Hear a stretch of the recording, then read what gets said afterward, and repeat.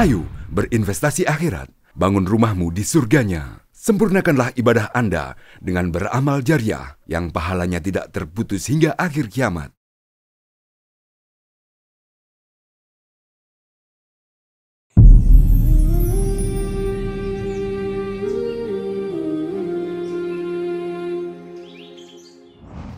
Bismillahirrahmanirrahim. Assalamualaikum warahmatullahi wabarakatuh. Waalaikumsalam. Pemirsa yang kami hormati dan kepada sekalian, alhamdulillah di kesempatan hari ini kita kedatangan tamu, yaitu Bapak Ketua Badan Kesejahteraan Masjid Agung Al-Akbar dulu, sekarang jadi Masjid Raya. Nanti kita akan diskusi panjang terkait perubahan nomenklatur itu. Juga hadir bersama kita Pak Ketua Panitia Pembangunan Masjid Raya, sekarang Masjid Raya Al-Akbar Sorong. Alhamdulillah bisa bersama dengan kita untuk bincang-bincang santai di program podcast Masjid Agung, Masjid Raya, yaitu Bismillah, bincang asik, santai, nikmat Allah. Dan kita ingin bincang-bincang, kita akan ikuti perbincangan kita ini pemirsa sekalian di 30 menit ke depan bersama dengan Pak Ketua BKM dan Ketua Panitia untuk bagaimana kita sama-sama bisa mengetahui tentang progres perkembangan Masjid Raya Al-Akbar tentunya bagi menjadi ikon bagi Papua Barat Daya di Kota Sorong ini. Baik, assalamualum Pak Ketua Panitia. Waalaikumsalam. Pak Ketua BKM ya. Sehat-sehat ya. Alhamdulillah, Masya Allah. Ini kalau senyum begini waktu senyum ada tanda-tanda cek kecerahannya. Iya. Saya mulai mungkin dari Pak Ketua BKM dulu nih Pak. Iya, iya. Kira-kira tanggapan atau mungkin respon Bapak terkait dengan perubahan nomenklatur dulu ini. Dari Masjid Agung, penamaan Masjid Agung ke Masjid Raya karena memang kita provinsi Pak. Ya. Bagaimana kira-kira menurut Pak? Ya, alhamdulillah wa syukurillah. Ya, sebelum peralihan status dari Masjid Agung Al-Akbar Kota Sorong ke Masjid Raya Papua Barat yang bertempat di kedudukan di Kota Sorong. Sorong ya. Jadi ini saya berbicara ke belakang dulu. Iya, silakan. Feedback ya. Jadi kalau waktu Masjid Agung ya kebetulan Ketua Pembangunan tetap saya punya saudara ini dengan saya tetap kita komitmen komitmen bersama Pak Sekretaris. Ya, jadi tetap berjalan Masjid Agung ini kan ya mulai dari dana awal yang kita mulai BKM Masjid Agung. Waktu itu dana awalnya itu 7M. Ya, kita tetap runding bersama untuk masjid ini tetap berjalan dan harus ada renovasi. Ya, alhamdulillah sampai sekarang ini kan sudah mencapai target kurang lebih 60%. Ya, 45%. Ya. 50 lah. 50%. Ya, ini kita nanti soal teknis nanti kalau persentasenya bagaimana. Jadi sudah mencapai target 50%. Iya. Jadi alhamdulillah setelah begitu 50%, kemudian datanglah pemerintah provinsi Papua Barat. Pemekaran karena pemekaran. Papua Barat ada dimekarkan menjadi Papua Barat Daya ada satu provinsi. Ya. Alhamdulillah artinya walaupun berjalan masjid ini targetnya sudah mencapai 45%, tapi kan harus status masjid ini juga kan kita lihat di ibu kota Papua Provinsi Papua Barat Daya di Kota Sorong. Jadi masjid yang bisa jadi yang layak itu ya Masjid Agung Al-Akbar ini yang bisa beralih status lah. Artinya pertimbangan itu kemudian memang dinaikkan statusnya. Memang ini naik kelas. Jadi alhamdulillah dengan adanya perkembangan status ini ya kemarin pas juga dikucurkan bantuan dana dari Pak Gubernur. Alhamdulillah. Tentunya harapan Pak Gubernur juga dengan perangkat pemerintah daerah dan pejabat-pejabat yang lainnya supaya dengan dikucurkan dana ini ya berarti mudah-mudahan ke depan tetap kita eksis untuk pembangunan ini harus berjalan terus. Dan ya saya kira itu harapan kita semua.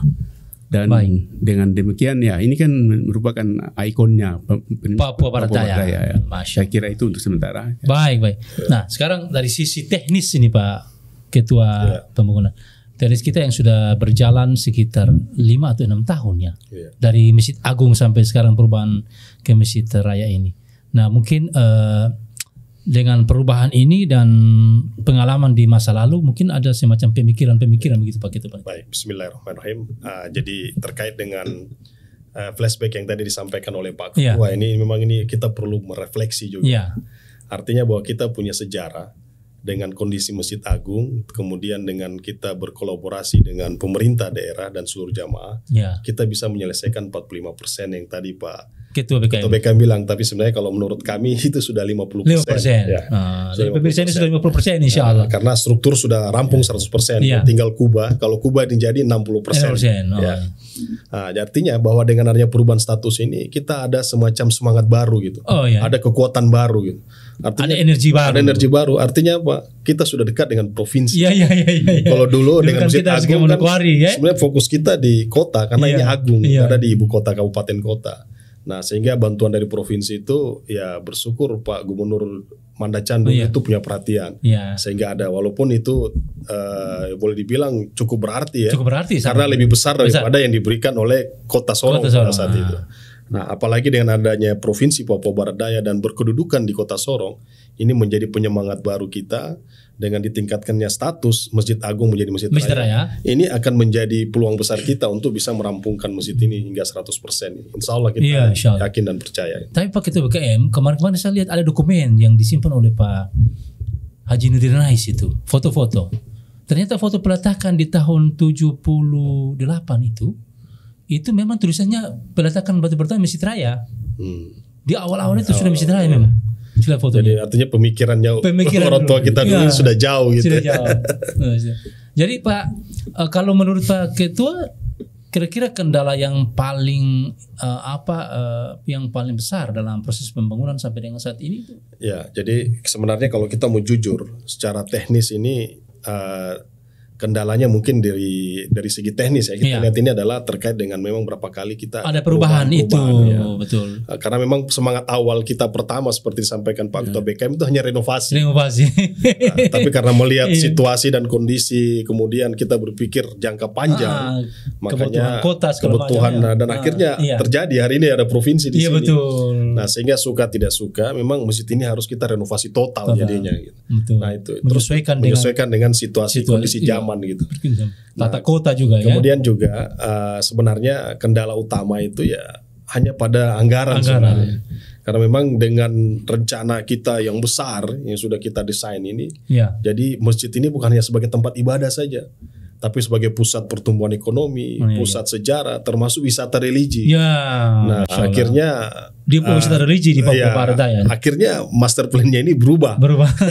Dari yang semula kita butuh sekitar 80 miliar untuk menyelesaikan masjid karena ada pendukung yang lain, ini jadi bengkak sekitar 200 miliar. Nah, sehingga nanti hasil akhirnya itu seperti yang kita lihat di gambar yang sudah ada. Nah, tentunya ini kita sangat membutuhkan anggaran. Nah, tentu untuk mencapai anggaran yang sebesar itu kita tidak bisa bekerja sendiri. Nah, kita sangat membutuhkan dukungan dari pemerintah daerah, apalagi kalau secara aturan posisi Masjid Raya ini kan di bawah pemerintah provinsi. Dan itu wajib hukumnya dibiayai oleh APBD. Nah, ini menjadi yang saya bilang sebagai kekuatan besar kita sekarang. Ditambah dengan gairah atau umat ini. Jadi umat ini bukan hanya ada di Sorong Raya saja, tapi sampai di seluruh Indonesia. Dan kalau kita lihat sejarah dari sumbangan yang masuk ini ya pejabat-pejabat di negara kita juga sudah banyak yang berpartisipasi. Termasuk Bapak Presiden sendiri sudah ada partisipasi, Bapak Menteri Agama. Nah, jadi berapa menteri juga kesini. Menteri kesini ada juga diberikan sumbangan ya. Jadi termasuk anggota DPR RI. Ya. Bagaimana Pak? Menteri Investasi ini kan Pak Bahlil juga sudah ada. Nah, tinggal mungkin nanti kita menggerakkan kembali nih Pak.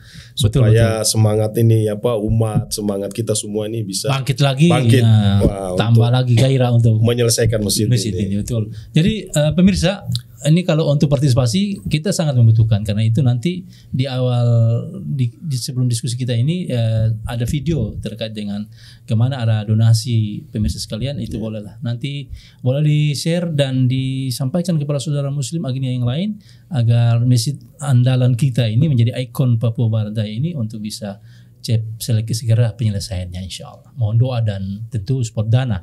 Nah, Pak Ketua, kalau kita lihat dari awal pembangunan sampai dengan saat ini kan memang ada berapa kali terjadi perubahan desain itu. Nah, itu kemudian juga menjadi mungkin salah satu yang menyebabkan kita terhalang. Nah, tapi sejauh ini kan sudah 45 sampai 50% dan target kita kalau penyelesaian kubah itu bisa selesai berarti 60% lah. Sudah nampak masjid kita gitu, insya Allah kemegahannya sudah nampak. Nah, kita punya, kalau Pak Ketua dan mungkin Pak ini punya visi dan misi untuk proses pembangunan ini, gambarannya seperti apa sebetulnya Pak? Ya, jadi tentunya kita punya misi ke depan ini kan menjadikan Masjid Raya Al-Akbar Papua Barat Daya ini sebagai sentra pusat dakwah. Pusat dakwah. Sebagai pusat dakwah Papua Barat Daya. Dan juga pusat pengembangan umat di Provinsi Papua Barat Daya. Nah, karena ke depan mimpi kita bersama. Mimpi yang indah ini tentunya. Mimpi, namanya mimpi ya.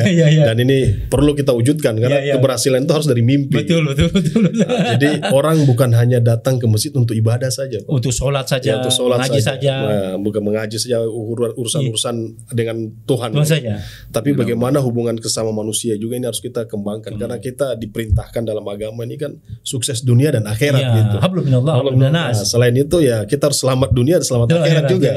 Jangan kita hanya mencari akhirat lupa dunia. Demikian pula sebaliknya gitu.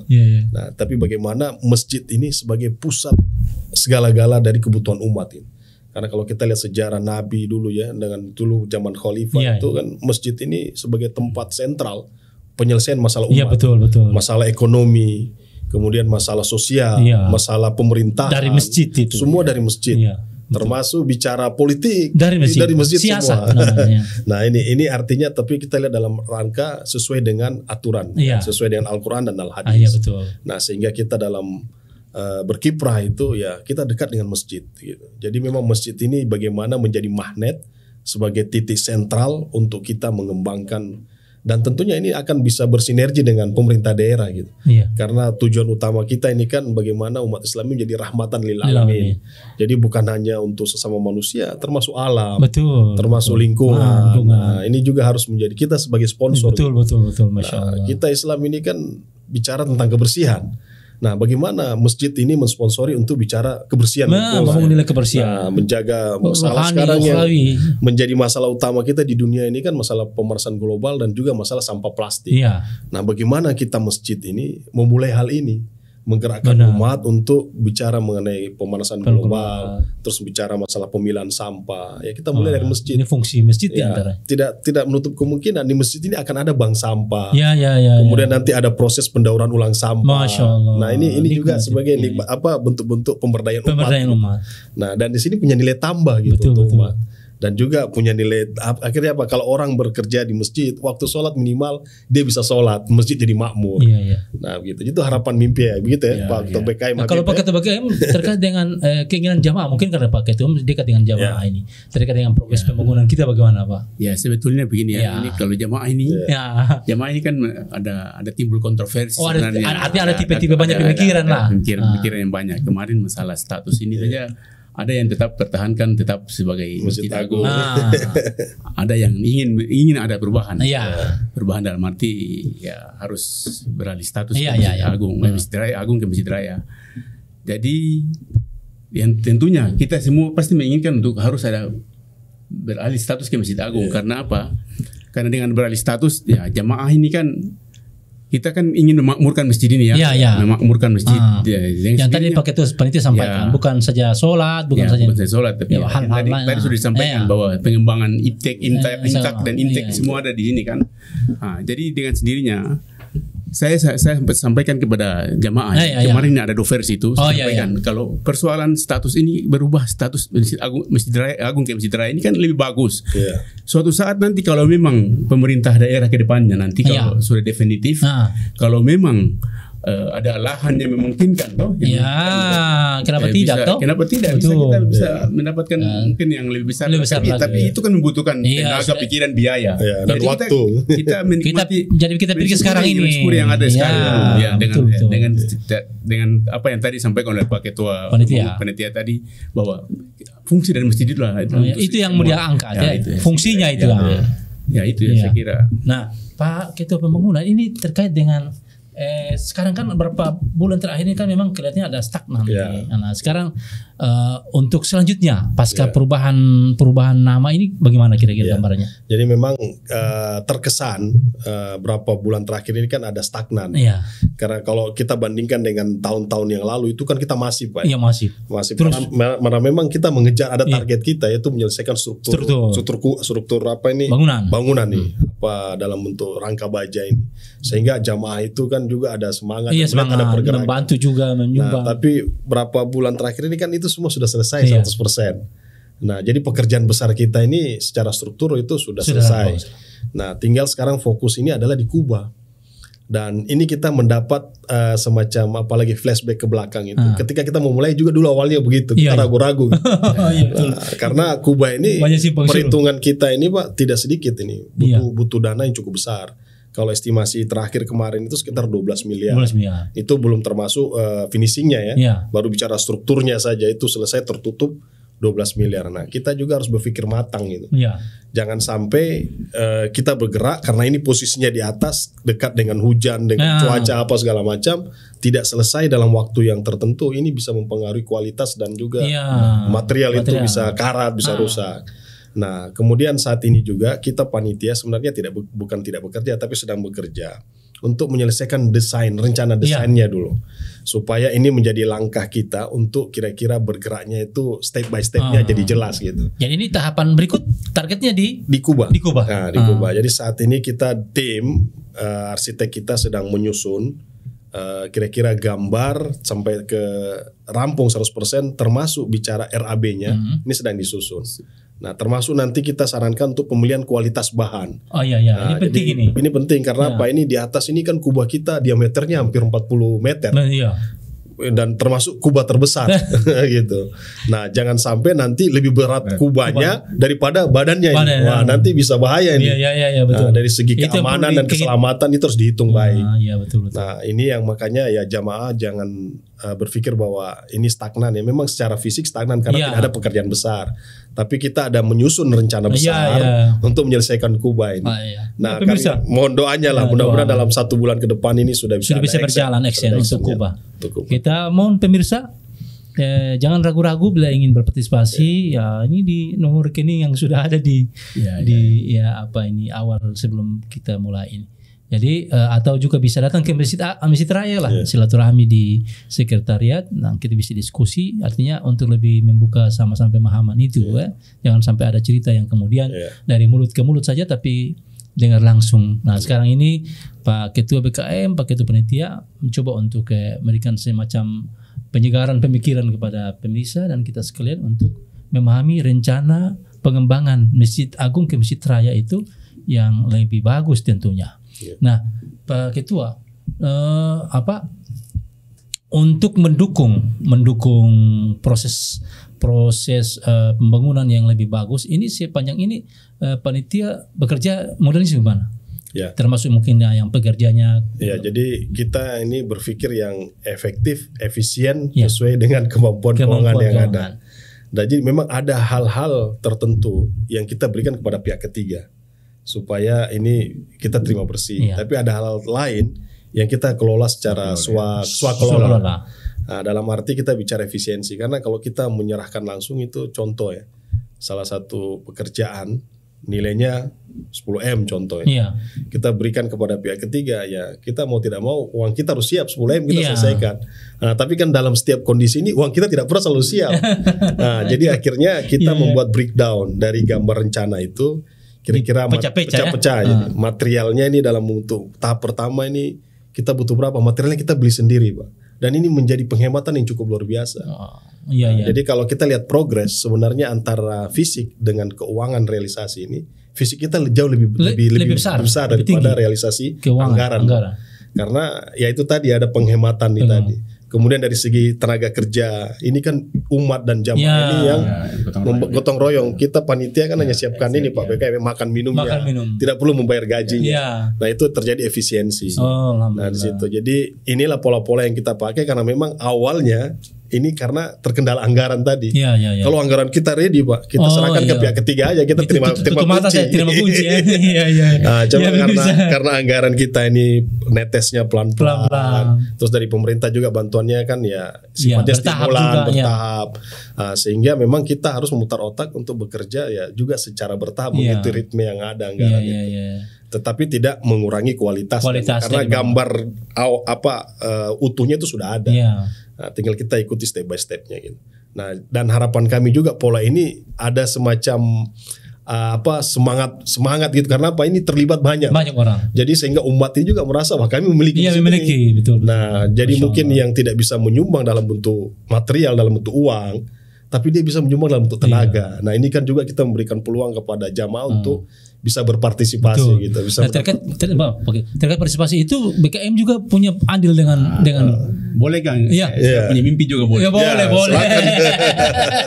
mimpi bukan pribadi tapi mimpi pengurus BKM. Oh gitu ya. Kita sudah bersyukur Pak Gubernur bersama perangkat daerahnya sudah memberikan bantuan sebesar 3 miliar. Ya, ke depan kan ya seperti kemarin waktu penyerahan kan saya juga sampaikan mudah-mudahan dengan begitu sudah target di APBD tahun depan kan sudah ada. Tapi bukan hanya kita harapkan dari APBD saja. Tapi dari warga masyarakat khususnya umat Islam yang ada di Kota Sorong ini terutama ini mimpi saya terutama ini pejabat-pejabat dengan staf-staf di pemerintah daerah ini dalam arti pemerintah bukan kota lagi ya. Provinsi. Ini provinsi. Soalnya kalau kita bicara kota lagi ini sudah beralih status. Mudah-mudahan malah lebih luas Pak. Jadi semua kabupaten kota bisa terlibat. Karena ini sudah provinsi. Berarti gubernur bisa mengeluarkan suatu surat edaran yang muslim di seluruh kabupaten kota yang ada ini bisa ya untuk kita minta partisipasi. Ya itu. Nah ini pemirsa sehingga target yang kita capai ya mungkin dengan tahun tahun 2025 ini kan sudah beralih sudah definitif ya. Sudah definitif ya. Mungkin masjid ini sudah ada perubahan ya, mungkin target yang tadi sudah mencapai 60 bisa sampai 80% lah ya insyaallah. Kira itu. Itu mimpi yang indah sebetulnya. Ya pemirsa, ini luar biasa. Kita punya mimpi semua. Pasti pemirsa juga punya mimpi tentunya. Maka tadi jelaskan Pak Ketua, memang kita ingin membangun mimpi kita, mewujudkan mimpi kita bersama. Karena itu bantuan, kemudian pikiran, bantuan moral maupun dana tentunya kita berharap. Karena itu jangan sekali-sekali untuk kalau bertanya terkait dengan bagaimana proses pembangunan tadi jelaskan Pak Ketua. Nah, kalau kita bicara hitung-hitungan tadi Pak Ketua panitia jelaskan ya sudah lebih sebetulnya kalau kita hitung fisik ini dengan realisasi anggaran. Karena itu banyak yang swadaya. Orang tidak perlu digaji kerja, Masya Allah. Makan minum gratis ya Ketua. Ibu Majelis Talim dari BKM itu Pak Ketua BKM. Memang kaitannya sih begitu. Allahu Akbar. Ini itu partisipasi dari TNI Polri. Ini seninya pembangunan masjid raya ini ya. Di Indonesia baru kali ini. Ini Pak Ketua pembangunan punya kesan yang paling ini apa kira-kira pembangunan ini? Ya artinya bahwa dalam membangun ini ada kolaborasi antara masyarakat, TNI Polri dan ASN. Luar biasa memang tidak pernah ada. Iya, kita tidak pernah dapat dalam. Pemirsa ini jarang dapat ini. Jarang ada itu hanya di Sorong. Sorong saja. Kalau ada video-video mungkin nanti dikeluarkan itu Masya Allah. Dan itu warna-warnanya kelihatan karena polisi pakai baju polisi, tentara pakai baju PDL, ada yang pakai di situ seninya pakai BKM.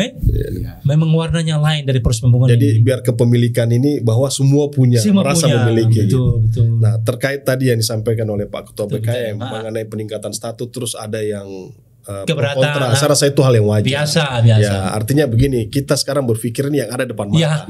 Sudah kita bangun sekarang selesaikan. Kita tidak menutup kemungkinan jika suatu saat Allah berkehendak ada lahan yang lebih luas, kita akan bangun Islamic Center.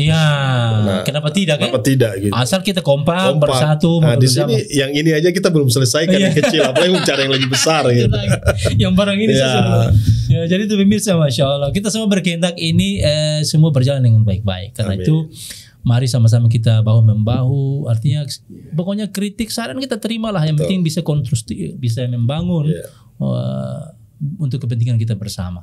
Nah, Pak Ketua, dalam proses pembangunan ini kan tentu tentu banyak liku-liku terkait dengan dana. Karena kalau selama ini kan kita tahu, kalau mengharap dana pemerintah kan dia kucurnya sedikit-sedikit. Mungkin ada model lain yang selama ini dijalankan.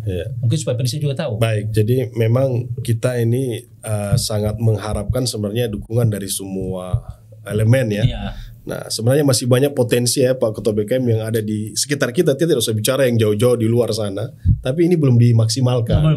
Nah, kalau kita lihat Ketua MUI ini punya program itu Pak, 1 KK 1 juta 1 tahun. Itu saja kalau bisa. Kalau itu saja kita bisa realisasi. Kita ini jumlah penduduk di Sorong Raya ini itu hampir 600.000 jiwa Pak. Asumsi kita 50% itu Muslim. Artinya kan berarti ada 300.000 jiwa. Berarti kalau kali 1 juta 1 KK itu sudah ada 1 bulan, itu sudah ada 1 tahun. Kita bicara 1 tahun, itu ada 300 miliar Pak. Selesai Pak. Itu hitungan kasar aja. Jangan 300 dia dapat banyak 150 miliar saja. Ini selesai Pak. Kita tidak akan bekerja terlalu keras. Ini belum atau nanti ada juga saran itu. Kita punya anak-anak sekolah ini, sekolah-sekolah terutama guru-guru agama yang Muslim. Artinya kalau penduduk kan terlalu besar, kita perkecil hanya anak sekolah aja. Satu anak sekolah itu 1 hari 2.000. Uang jajan kan ini 10.000, mungkin 2.000 disisihkan untuk infak. Oleh guru-guru agama, sosialisasinya. Insya Allah ini bisa terwujud. Termasuk belum kita punya TNI Polri, ASN yang Muslim. Kalau mereka ikhlas memberikan infak 1 bulan 10.000 saja, wah ini juga menjadi dana yang besar itu. Tapi saya juga pakai panitia. Kan kalau dari sisi partisipasi ibu-ibu itu yang dari pos lain itu, yang tren bazar segala macam itu bagaimana tuh? Nah itu juga cukup membantu kami panitia. Jujur saja kami punya ibaratnya kalau dalam perang ini panglima kita itu ibu-ibu ini, ibu-ibu KPWI ini luar biasa gitu. Dia itu seperti apa itu ya? Jadi bukan hanya basarnya saja Pak, tapi termasuk tadi yang makan minum orang bekerja itu semua mereka Pak. Itu banyak kalau dihitung dihitung dalam bentuk uang itu udah miliaran kita habis itu ya. Hanya untuk kasih makan saya begitu BKM ya. Jadi memang ini perlu ada kolaborasi lagi Pak, dan kerjasama yang lebih lebih baik lagi ke depan. Ya kita memanfaatkan elemen yang ada. Nah selama ini mungkin kita panitia berjalannya kurang maksimal, kita akui lah. Nah makanya nanti akan kita rubah. Ada penyegaran gitu. Insya Allah. Seiring dengan peralihan nama dari Al-Akbar ke Masjid Agung ke Masjid Raya ini ada penyegaran insya Allah pemirsa. Tapi tadi disampaikan Pak Ketua, jangan lupa bahwa kita butuh dukungan. Karena itu kalau program tadi saja pemirsa 1 KK itu 1 juta saja per tahun, Masya Allah. Ini sangat terbantu. Artinya kalau kita mau hitung ya, kita punya paket data berapa 1 bulan, atau ada yang merokok 1 bulan, merokok berapa bungkus. Kecil sebetulnya dengan 1 juta 1 tahun ya. Nah artinya ini program. Dan pemirsa jangan ragu-ragu karena kalau mau tanya tentang penggunaan dana datang saja. Sekarang sudah transparan, bahkan setiap minggu itu setiap Jumat ada laporan online bahkan disampaikan lewat di YouTube. Jadi transparan laporan-laporan ini. Kalau masih kurang lagi datang saja ke sekretariat untuk tanya. Ya tidak ada yang susah sekarang. Zaman tanpa batas. Jadi jangan sampai di antara kita saya sudah sumber kali-kali tapi tidak ada perkembangan saja. Nah itu bisa ditanyakan begitu ya Bang. Nah Pak Ketua Panitia, mungkin ada statement terkait dengan pernyataan terkait dengan bagaimana untuk proses kita ini bisa berjalan dengan penuh harapan kepada jamaah, bisa berjalan lebih cepat, artinya dari target kita ini. Mungkin seperti apa? Jadi memang yang dibutuhkan ini adalah rasa percaya ya, kepercayaan dari jamaah. Umat. Karena kalau kepercayaan itu muncul, saya yakin mereka itu dengan ikhlas. Akan ikhlas berlomba-lomba ya. Berlomba malah untuk memberikan sumbangan gitu. Dan kita juga akan berusaha untuk menjadi panitia yang amanah. Insya Allah. Tadi yang disampaikan oleh Ustadz Agung tadi ya itu secara online bisa dilihat. Bisa dilihat sekarang. Nah kemudian secara setiap Jumat itu juga diumumkan. Supaya umat ini merasa wah anggaran yang kita berikan ini dipakai untuk apa? Realnya begitu. Nah, supaya ada. Jadi kita tidak akan, insya Allah tidak akan menyalahgunakan ya. Nah, tapi ya kami tetap butuh juga pengawasan. Ya, karena ini adalah umat, ini dana kita bersama ya. Nah, kita manusia pasti ada hilaf. Tapi ya dengan adanya kebersamaan kita dipantau, ada BKM juga yang selalu dengan kami. Terus juga ada tokoh-tokoh Muslim kita selalu libatkan. Gitu. Nah jadi memang harapan kami ini butuh sebenarnya kerja kita bersama. Iya, bukan kalau kita panitia. bukan hanya panitia saja. Iya. Tapi kalau kita keroyok, saya yakin dan percaya ini cuma kita belum dapat momentumnya. Ya, ini sekarang bagaimana membangun lebih. Artinya sekarang sudah ada sebetulnya. Sudah ada. Cuma kan belum terlalu luas. Ya, mudah-mudahan dengan momentum Masjid Agung menjadi masjid raya ini, momentum ini kita manfaatkan. Dari kabupaten lain. Kan Dan ini dan memang jujur Pak, Bupati Raja Ampat sering memberikan bantuan. Betul. Bupati Sorong Selatan bahkan juga ada kalau Bupati Raja Ampat saya THL-nya kata sudah diukur ya. Maka itu artinya bahwa kita punya potensi-potensi sebenarnya. Iya. Nah ini belum kita punya tokoh-tokoh umat pengusaha-pengusaha muslim ini luar biasa. Iya, iya. Itu jadi kadang setiap hari Jumat Pak diumumkan saldo sekian-sekian, nanti minggu depan langsung ada masuk lagi. Ya, Karena memang mereka memantau. Iya. Nah ini yang kita hanya butuh. Tapi ingat juga, terima kasih kepada Bapak Wali Kota mantan ya. Gitu. Pak mantan. Ya. Pak Wali juga itu luar biasa. Ada partisipasi. Kurang lebih hampir 7 miliar. Kita hitung-hitung. Terus Bapak Gubernur Papua Barat, Pak Mandacan, itu malah lebih lagi. 9 miliar. Ya, tapi pemirsa sekalian, kaum muslimin dan muslimat yang sempat dengar obrolan kita, yang paling penting ini adalah doa kita dan keinginan kita untuk sama-sama bekerja ya. Bahwa ini bukan tanggung jawab panitia, bukan tanggung jawab BKM saja, tapi kolektivitas umat ini merasa memiliki atas masjid ini. Karena itu kalau ada salah, ada berita yang lain, segera cross check. Dan kantor ini 24 jam ya. 24 jam. Nah, terbuka ini Pak Ketua sampaikan. Jadi kalau mau tanya apa-apa datang saja ya Pak Ketua kami. Jangan sampai 24 jam, tapi pada saat malam tengah malam kalau lagi tidur ya berarti 23 jam saja. Artinya setiap jam kerja terbuka lah. Iya, setiap jam. Artinya ada standby karena situ sudah siap pelatihan teman standby di sana. Pak Ketua BKM dan Ketua Panitia, Masya Allah, kita mau ngobrol panjang ini. Cuma waktu kita semua Insya Allah. Kita akan ketemu di momen yang lain Insya Allah. Nanti pemirsa kalau mau lihat perkembangan Masjid Agung, nanti banyak di YouTube sudah ada. Tinggal diklik Masjid Agung Al-Akbar, nanti muncul video-video, ada proses pembangunan, video-video banyak terkait dengan Masjid Agung yang sekarang menjadi Masjid Raya Al-Akbar. Pak Ketua BKM, terima kasih banyak atas waktunya. Pak Ketua Panitia, semoga Allah berkahi dan Allah kabulkan niat kita bersama Insya Allah. Amin. Kita tutup dengan sama-sama mengucapkan doa kifaratul majlis. Subhanakallahumma wa bihamdika asyhadu an la ilaha illa anta astaghfiruka wa atubu ilaik. Assalamualaikum warahmatullahi wabarakatuh. Waalaikumsalam warahmatullahi wabarakatuh. Ayo dukung media dakwah Masjid Agung Al-Akbar dengan ikut berdonasi pengadaan alat multimedia dan operasional dakwah. Usia boleh terputus, pahala jariah mengalir terus.